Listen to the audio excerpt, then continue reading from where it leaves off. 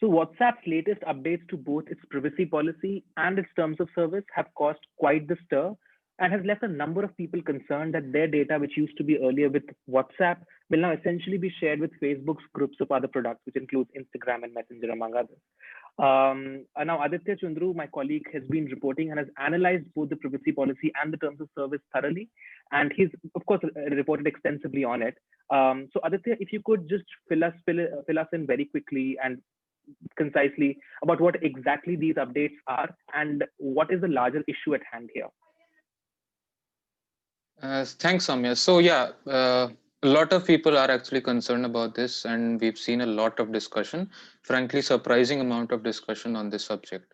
A lot of people are concerned about the new privacy policy, and a lot of them are porting to other alternatives such as Signal, and some of them are also going to Telegram. Now, yeah, so let's break it down into two parts: what people think it is, what they're reacting to with the privacy policy, and two, what it actually means and what the future perhaps holds for us as users. So yeah, coming to the first part, what a lot of people have rightly understood that the new privacy policy basically allows Facebook to get a lot more data from WhatsApp, from its WhatsApp users, and that that basically will help them integrate WhatsApp much better into the Facebook ecosystem of things. And that will obviously help them in that is a business decision that Facebook is taking in order to better get better value out of WhatsApp, because as you know, from 2014, it's Facebook has been a little confused about what it wants to do with WhatsApp. And it's not been monetized for the longest time now, and Facebook has not used ads so far on WhatsApp, so it really didn't have a lot of revenue streams from WhatsApp. And now with WhatsApp business coming on and so on, so there is more to do there. Facebook gets to, like, Facebook has can potentially do more with WhatsApp from now, and this is especially important in India because India is WhatsApp's largest market, because I think from 2019, the last reported figures was that WhatsApp had 40 crore unique users in India.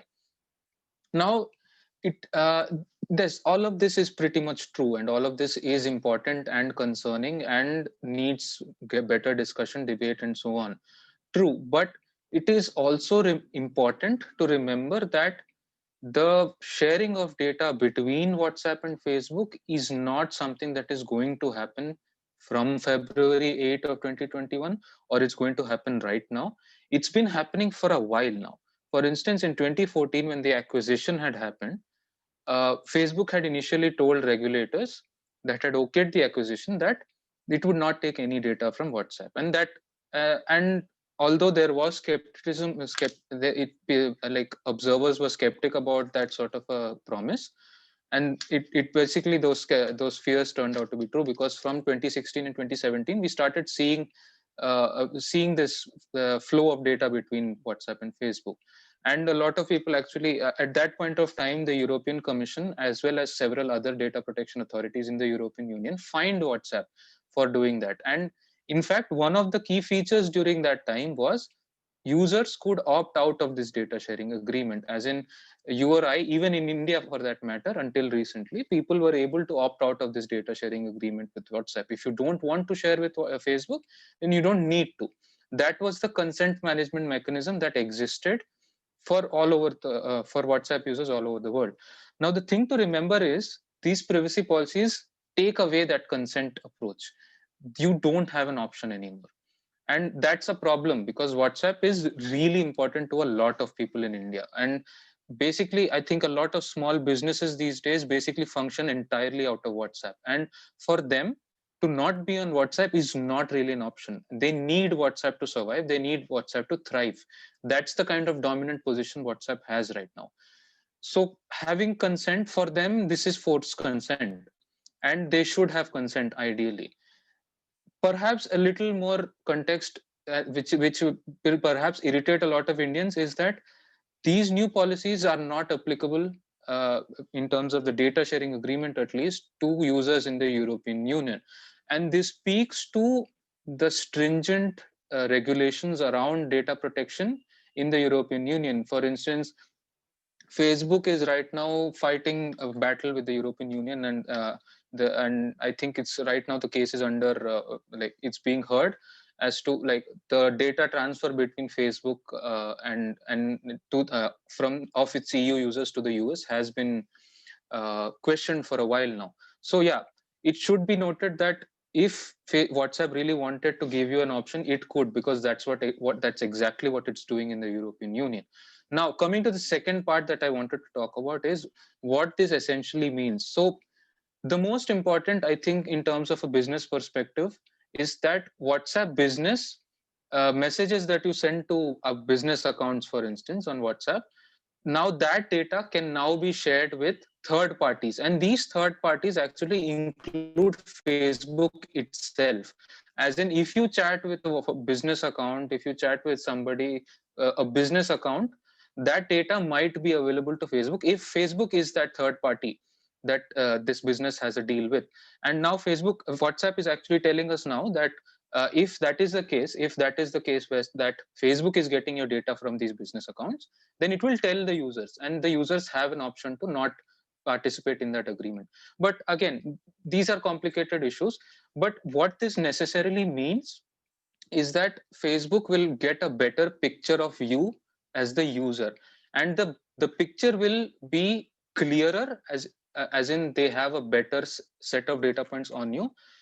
And uh, and that is and that data point those data points will be better the deeper you are within the Facebook ecosystem. For instance, if you are on Facebook, Instagram, and WhatsApp, they can triangulate you better. They can understand who you are as a person with in terms of your preferences, in terms of who you contact, who you speak to, what kind of media you consume, what kind of media you don't like to consume, all that data. And this also includes the fact that WhatsApp Pay has now been introduced in India, and that also gives you some sort of a picture, as in what kind of things that a person purchases, what kind of things he spends money on. So that is essentially what is going to happen. So as I said, like, this is more of a business oriented decision for WhatsApp. There are privacy concerns, absolutely, but it's Let's say I important to had one remember that question here. end-to-end encryption is still sure. So now that you've mentioned that this data sharing is nothing new, but it's been going on for, say, at least the last 4 years. I think in 2016 when they last updated their policy. Before this, the privacy policy. But in this particular update, of course, as you mentioned, that the consent framework has been taken away now. That, I mean, you can't opt out of that data sharing, whereas that was earlier possible. But has there been an increase in the kind of data that WhatsApp will now start sharing with Facebook? Has there been more granularity to it? Are there now more data sets from WhatsApp that will perhaps be transferred to Absolutely. Facebook? Hmm. So if you could just Absolutely, elucidate on that. And because yeah, yeah. For instance, WhatsApp Pay is something that has just now come up into the discussion, right? In 2016, I believe that's when they last updated their terms of service, and privacy policy was actually updated in 2019, if I'm not wrong. So WhatsApp Pay is something that's just come into the picture, and WhatsApp Pay is supposed to be a big deal because WhatsApp, because of its user base alone, it gives WhatsApp Pay a huge tent pole. A diving board. Basically, like, WhatsApp Pay has a huge reach right out of the gate. So imagine if Facebook now that Facebook, if you read, if anybody who reads the privacy policy and their FAQs, they'll realize that there is a section within the privacy policy that goes by the name of information we collect, and that is a lot of information. Basically, that includes the information that you provide. For instance, it may be your mobile number, it may be your status update, it may be your about status that you have, which most people still keep as available because they don't change it, and things like that. And that is the data that you give to WhatsApp. Other than that, it also collects a lot of it from you. For instance, it collects your IP address. It knows which ISP you're using. So even if you're not sharing your location data, for instance, if you have disabled the location services on your phone, even then it can use your IP address to basically understand your broad location. For instance, you can use IP addresses to understand which city you're logging in from. So that kind of data it has. Now the new policy allows Facebook to basically collect whatever it wants from that. So it there is a definite increase in the amount of data that Facebook can take from WhatsApp. So there is that is definitely clear. So, but I do want to add that personal messaging and like individual messages are still end-to-end encrypted. So Facebook and WhatsApp can't technically do anything about it. They can't access your personal chat. So that is also important to note within this panic-induced sort of an atmosphere. It is important to note that the personal messages are still safe on WhatsApp. So yeah. So I think that neatly puts us into this big question about, the concern that people have about this. Just I think the biggest concern that people now have is whether the messages that they send to, people on WhatsApp, their friends and family and other people, whether those messages themselves are safe. I mean, like the end-to-end encryption protocol and everything. So essentially, all of that is safe, but the other data that you give to WhatsApp is perhaps now going to go to Facebook. Is that the picture? And so just if you could just kind of comment on the concern that people have, like the larger concerns, and to what extent some of those concerns are valid. Yeah, so there is, yeah, as I've just mentioned, it's important to unpack what the concerns really are. Yeah, so your personal messages are safe still, and like both group messaging as well as personal messaging are end-to-end encrypted on WhatsApp, and that's basically the safest you can get. That's the safest standard out there for personal messaging anyway. So you can't really go wrong there.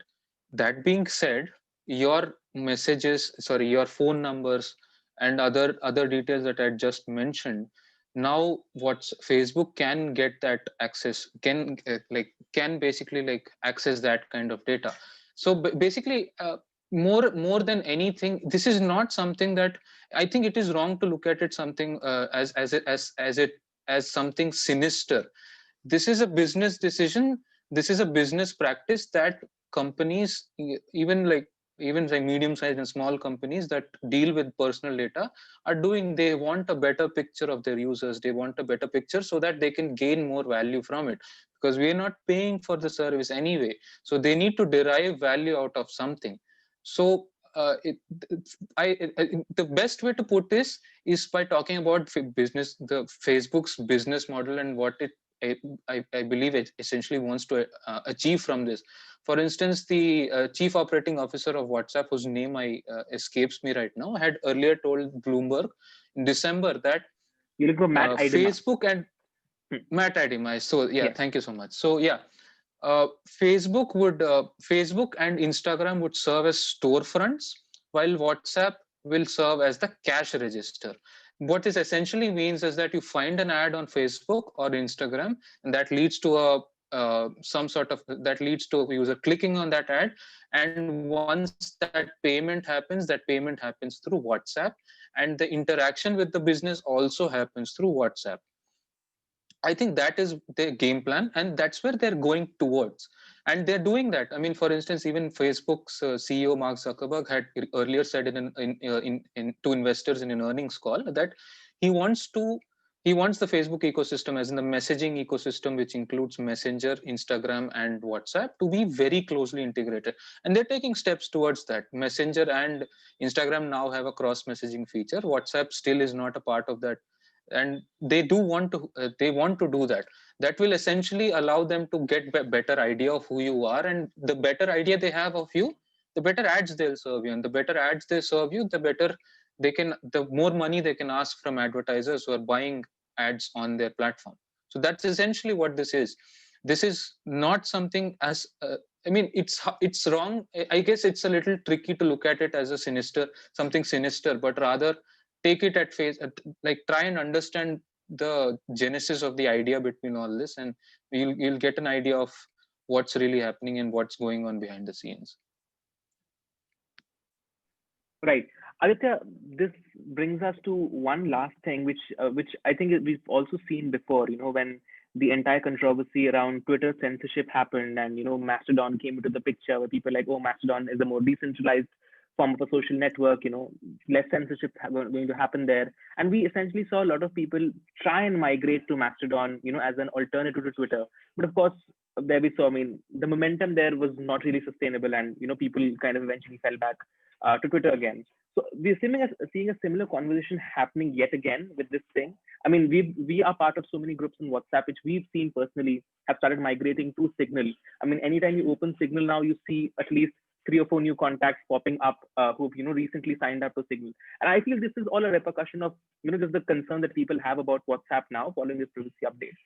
And as you mentioned earlier, people are also looking at Telegram as perhaps another viable alternative to WhatsApp. So just wanted to understand.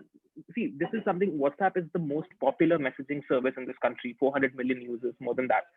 There are a number of people in this country who essentially live their everyday lives on WhatsApp.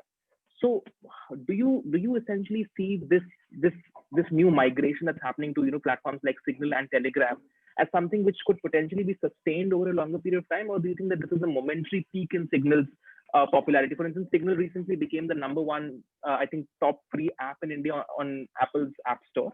So that really shows that people are going there and more people are downloading the app now. But do you think that this momentum, this migration can be sustained? I mean, or whether all of this is going to phase out in a little bit, and people will kind of come back again to WhatsApp when this entire controversy dies down.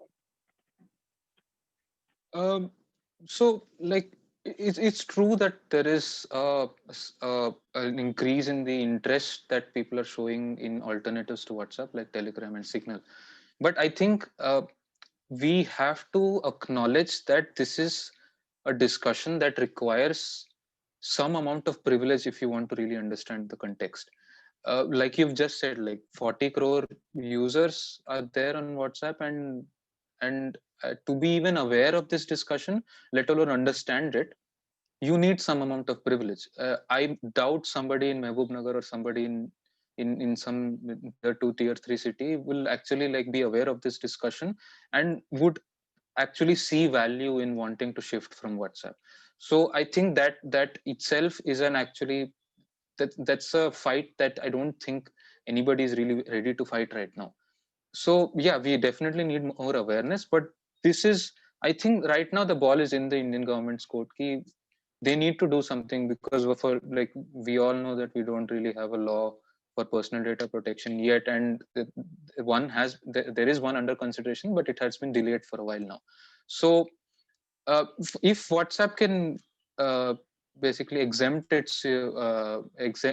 people in the EU from these policies, then I don't see why the Indian government cannot force WhatsApp to do the same.